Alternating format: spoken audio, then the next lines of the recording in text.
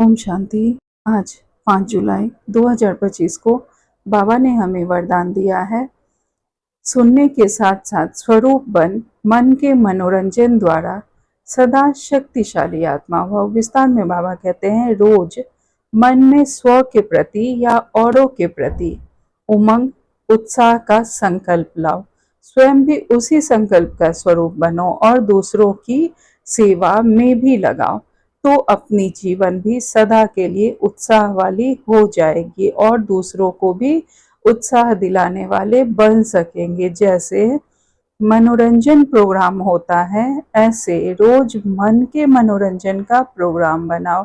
जो सुनते हो उसका स्वरूप बनो तो शक्तिशाली बन जाएंगे। आज स्लोगन में बाबा ने कहा है, दूसरों को बदलने से पहले स्वयं को बदल लो। यही समझदारी है।